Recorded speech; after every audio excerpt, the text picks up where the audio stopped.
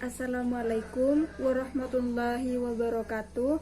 Perkenalkan, saya Lina Diroh, NIM E2019-1101. Di sini saya akan menanggapi materi yang sudah dijelaskan oleh Bapak Abdul Wadud Nafis yang berjudul Uang dan Fungsinya. Baik, pembahasan yang pertama yaitu mengenai definisi uang. Semua orang pasti sudah tahu, termasuk masyarakat awam, jika ditanya apa definisi uang, pasti menjawab alat tukar. Nah, itu benar, karena dalam definisi uang yaitu benda yang diterima masyarakat umum sebagai alat tukar dalam kegiatan ekonomi. Selanjutnya, fungsi uang menurut ekonomi Islam.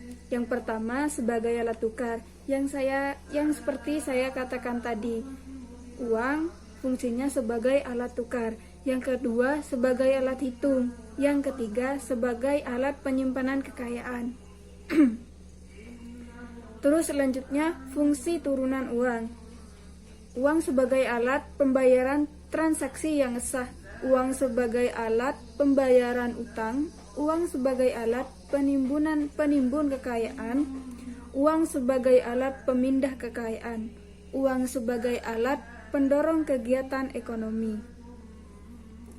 Fungsi asli uang. Yang pertama, uang sebagai alat tukar. Uang sebagai satuan hitung. Uang sebagai alat penyimpanan nilai.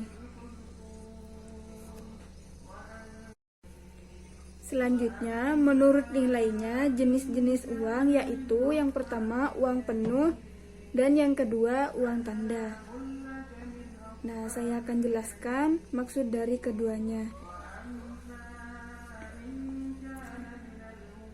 Yang pertama uang penuh adalah uang yang nilai nominalnya yaitu nilai yang tertera pada uang sama dengan nilai bahan atau logam yang dijadikan bahan uang.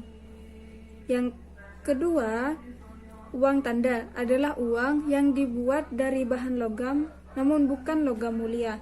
Seperti kalau di negara kita, seperti pecahan 500-an perak, angklungan 1000, kayak gitu. Terus selanjutnya mengenai jenis-jenis uang menurut lembaga yang mengeluarkan, yaitu yang pertama uang kartal, uang giral. Saya akan jelaskan mengenai keduanya, yaitu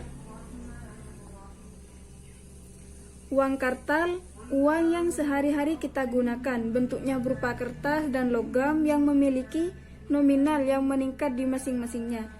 Sedangkan uang giral, bentuknya lebih beragam, bisa berupa kertas seperti cek, giro, travel cek, atau berupa kartu seperti e-money, kartu kredit, dan juga kartu debit. Saya kasih contoh sedikit mengenai uang kartal. Kan definisinya uang yang sehari-hari kita gunakan. Ya, yang saya katakan tadi, uang di Indonesia seperti 1000 perak, 500 perak, itu sudah memiliki nominal yang mengikat. Jadi tidak bisa diubah, dikurangi. Sudah mengikat dari pertama dibuatnya itu, mempunyai nilai masing-masing, kayak pecahan 100.000, 50.000 begitu.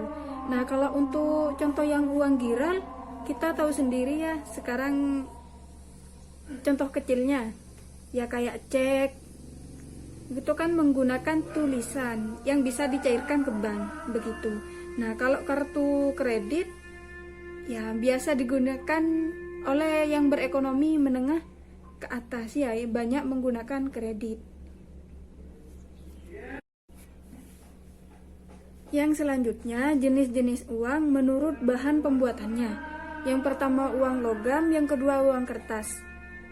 Nah, sebagai warga negara kita sudah tahu ya macam-macam uang di negara kita, yaitu ada uang logam seperti pecahan 100 rupiah, 500 rupiah, 1000, angklungan. Kalau yang untuk uang kertas mulai dari 1000, 2000, 50 sampai 100 ya, dan lain sebagainya. Itu contoh uang kertas. Mungkin sekian tanggapan dari saya, kurang lebihnya mohon maaf. Wassalamualaikum warahmatullahi wabarakatuh. Terima kasih.